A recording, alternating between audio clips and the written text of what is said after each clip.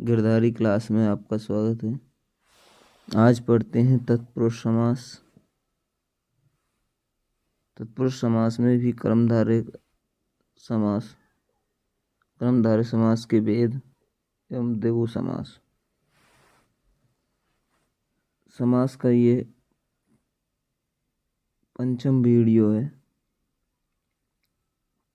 और भाग 3 है तत्पुरुष समास का। देखते हैं पूरा वीडियो। कर्मधारय तत्पुरुष समास यानी समानाधिकरण तत्पुरुष समास। यहाँ विग्रह वाक्यों में दोनों पदों में समान विभक्तियां होती हैं, अतः इसे समानाधिकरण तत्पुरुष समास भी कहते हैं। इसी का दूसरा नाम कर्मधारय समास है। जैसे नीलम उत्पलम, नील सु उत्पल सु, नील उत्पलम। नीला है जो कमल, सन पुरुष है, सत सु पुरुष सु, सतपुरुष है। महान पुरुष, महत सु पुरुष सु, महान पुरुष है, महान है जो पुरुष। कृष्ण श्वेत, कृष्ण सु श्वेत सु, काला है जो सफेद, सफेद है जो काला। उदितम अनुदितम, उदित सु अनुदित सु, उदिता अनुदितम। पुरुष है अहम व्याघ्र है इव, पुरुष सु व्याघ्र सु, पुरुष व्याघ्र है। मुखम कमलम इव, मुख सु कमल सु, मुख कमलम। घन इव श्याम है, घन सु श्याम सु, घन श्याम है। पंच गावः धनम यस्य, पंच गव धनम है। ध्यान रहे नोट, कर्मधारय तत्पुरुष समास मुख्यतः 4 अर्थों में होता है। कितने अर्थों में होता है? 4 अर्थों में होता है। विशेषण, जिससे विशेषता बताई जाती है, विशेष्य, जिसकी विशेषता बताई जाती है, उपमान, जिससे उपमा दी जाती है, उपमेय, जिसकी उपमा दी जाती है। आइए देखते हैं विशेषण कर्मधारय तत्पुरुष समास। सूत्र है विशेषणम विशेषेण बहुलम। परिभाषा है भेदकम समानाधिकरणेन भेदेन बहुलम समिष्यते। अर्थ है विशेषणवाची पदों का विशेष्यवाची शब्दों के साथ समास होता है बहुल प्रकार से। नोट याद रखना है, विशेषण पद का पहले प्रयोग होगा नीलम उत्पलम, नील सु उत्पल सु, नील उत्पलम। कृष्ण सर्प है, कृष्ण सु सर्प सु, कृष्ण सर्प है, काला है जो सर्प। रक्तम उत्पलम, रक्त सु उत्पल सु, रक्तोत्पलम। गौरम मुखम, गौरम मुखम, गौर सु मुख सु, गौर मुखम। सन पुरुष है, सन सु पुरुष सु, सतपुरुष है। महान व्याकरण, महान व्याकरण है। महत सु व्याकरण सु, महा व्याकरण है, महान पुरुष है। महत सु पुरुष सु, महापुरुष है। जरन हस्ती, जरद सु हस्ती सु, जरद धरती। नवम भवनम, नवम भवनम, नवसु भवनसु, नव भवनम। पाप है पुरुष है, पाप है पुरुष है। पाप सु पुरुष सु, पाप पुरुष है। आगे देखते हैं। आइए पढ़ते हैं विशेष्य कर्मधारय तत्पुरुष समास। सूत्र है युवा खलति पलित वलिन जरिति भी है। परिभाषा है युवा खलित्यादि भी है सह समिष्यते। अर्थ देखते हैं। युवन शब्द का खलति पलित वलिन और जरन शब्दों के साथ समास हो जाता है। यहाँ युवन विशेष्य का पहले प्रयोग होता है। जैसे उदाहरण है युवा खलति है, युवन सु खलति सु, युव खलति है। युवा पलित है, युवन सु पलित सु, युव पलित है। युवा वलिन है, युवन सु वलिन सु, युव वलिन है। युवा जरन, युवन सु जनत सु, युव जरन। हस्तनी पोटा, हस्तनी पोटा, हस्तनी सु पोटा सु, हस्ती पोटा। नर वे मादा हस्तनी। दधि कतिप्यम, दधिसु कतिप्यसु, दधि कतिपम, कुछ दही। गऊ गऊ गर्भिणी, गौसु गर्भिणीसु, गऊ गर्भिणी। गर्भवती गाय, गर्भवती गाय। व्याकरण है ख सूची है, व्याकरण है ख सूची है। व्याकरण सु ख सूची सु, व्याकरण ख सूची है। अयोग्य व्याकरण है।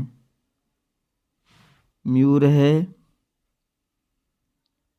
व्यंजक है, म्यूर है व्यंजक है। म्यूर सु व्यंजक सु, म्यूर व्यंजक है। अगला समास है विशेषण उभयपद कर्मधारय तत्पुरुष समास। हमारे चैनल को सब्सक्राइब करें, लाइक करें एवं बेल आइकन जरूर दबाएं।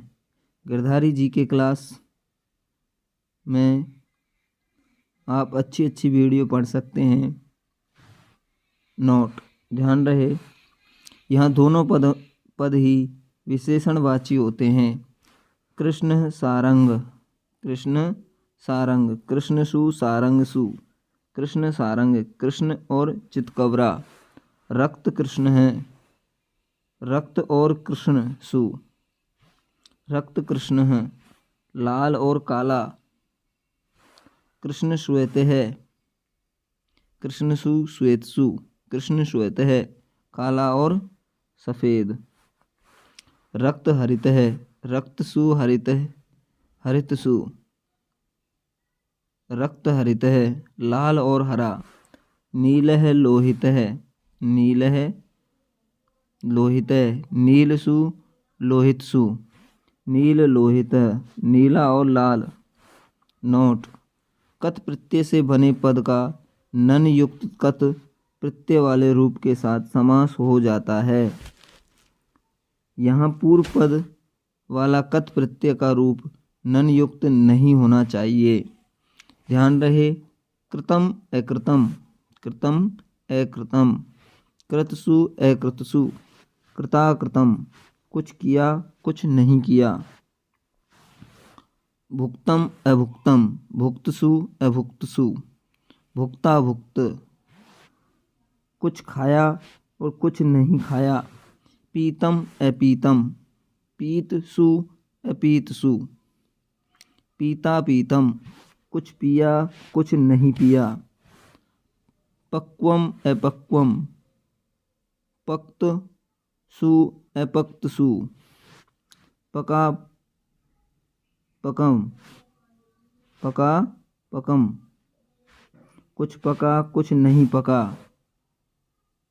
उदितम अनुदित, उदितम अनुदितम, उदित सु अनुदित, अनुदित सु, उदित सु अनुदित सु, उदित अनुदित हम। कुछ कहा कुछ नहीं कहा, चरम अचरम, चरसु अचरसु, चराचरम, कुछ चर कुछ नहीं चर, यानी अचर। आगे देखते हैं। और हमारी वीडियो आपको पसंद आ रही है, हमको पता है। आपकी सफलता के लिए हम काफ़ी मेहनत कर रहे हैं, तो इसलिए आप हमारे वीडियो को लाइक करें, सब्सक्राइब ज़रूर करें, वीडियो को पूरा देखें। अगला समास है उपमान कर्मधारय तत्पुरुष समास। सूत्र है उपमाना, सूत्र है उपमानानि सामान्य वचने, उपमानानि सामान्य वचने। परिभाषा उपमानवाचिनः गुणवाचिनी, गुणवाची भी है स समिष्यते। अर्थ देखिए, उपमानवाची शब्दों का उपमेयवाची शब्दों के साथ समास होता है। यहाँ उपमानवाची शब्दों का पूर्व प्रयोग होता है, लौकिक विग्रह में इव का प्रयोग करते हैं। जैसे उदाहरण देखते हैं, घन इव श्याम है, घनसु श्यामसु, घन श्याम है, घन की तरह श्याम वर्ण वाला। चंद्र इव मनोहर है, चंद्रसु मनोहरसु, चंद्र मनोहर है। गज इव स्थूल है, गजसु स्थूलसु, गज स्थूल है। दुग्धम इव धवलम, दुग्धसु धवलमसु, दुग्ध धवलम, यानी कि दुग्ध के समान सफ़ेद। मृगी इव चपला, मृगी सु चपलासु, मृग चपला। कपूर इव गौर है, कपूरसु गौरसु, कपूर गौर है, कपूर की तरह श्वेत वर्ण वाला। आगे देखते हैं। अब समास पढ़ते हैं। उपमेय कर्मधारय तत्पुरुष समास। नोट, उपमेयवाची शब्दों का उपमानवाची शब्दों के साथ विशिष्ट प्रयोग में समास होता है। नरः इव, देखते हैं, जैसे नर सिंह इव सु,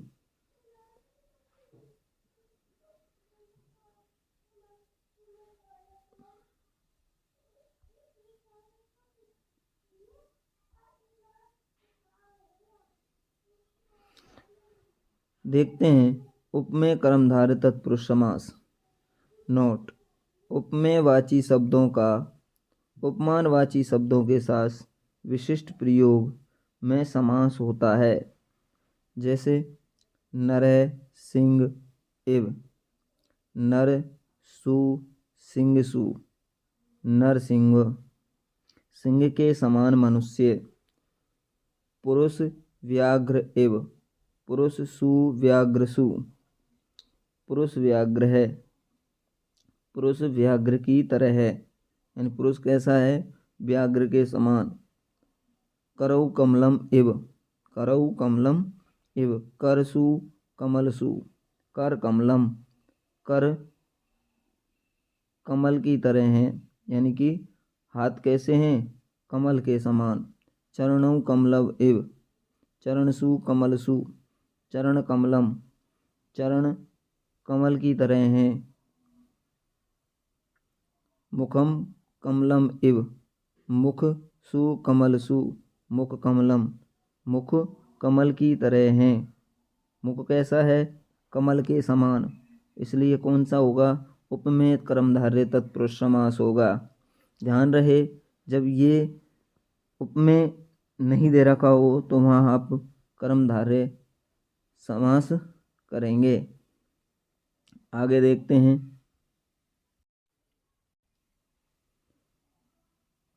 अब पढ़ते हैं द्विगु समास। कौन सा समास, द्विगु समास। द्विगु होता है संख्यावाची। द्वि माने दो, गु माने गाय। समास, ठीक है। सूत्र, संख्या पूर्वो दिगु, संख्या पूर्वो दिगु। परिभाषा देखिए, तदितार्थ इति सूत्रोक्त संख्या पूर्व दिगु स्यात्। अर्थ देखते हैं, ऐसा कर्मधारय समास, अर्थात कर्मधारय का भेद क्या है? दिगु। यहाँ स्पष्ट हो जाता है कि दिगु किसका भेद है? कर्मधारय का भेद है। अगर जिसमें संख्यावाची शब्द हो और दिगु नहीं दे रखा हो तो वहाँ आप क्या करेंगे? तत्पुरुष समास करेंगे। ऐसा कर्मधारय समास जिसका पूर्व पद संख्यावाची होता है वह दिगु समास होता है, लेकिन वह दिगु समास तीन प्रसंगों इन तीन भेद में होते हैं। दिगु के कितने भेद होते हैं? तीन भेद होते हैं। कितने भेद होते हैं? तीन। यह संख्या के पूर्व रहने पर ही प्रयोग होता है। ये हैं तीनों भेद हैं, तद्धितार्थ दिगु, उत्तर पद दिगु और समाहारय दिगु।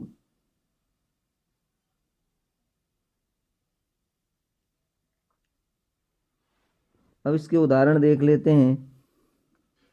पंचगवम, पंचगवम, पंचानाम गवानाम समाहारय। त्रिलोकी, त्रियाणाम लोकानाम समाहारय। अष्टाध्यायी, अष्टानाम अध्यानाम समाहारय। त्रिभुवनम, त्रयाणाम भुवनम समाहारय।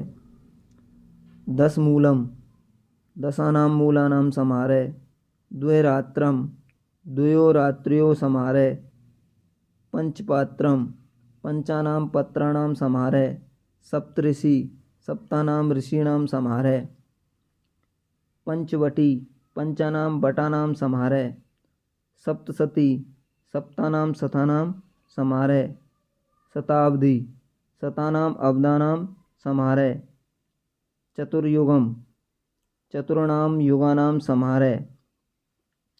आप हमारे वीडियो को चालू कर दें और मोबाइल में देखें बार बार, जिससे क्या है कि आपका उदाहरण काफ़ी दिए गए हैं, आपका रोटेशन बनता रहे और आप पढ़ाई करते रहें। पंचकुमारी, पंचानाम कुमारीणाम समाहारय।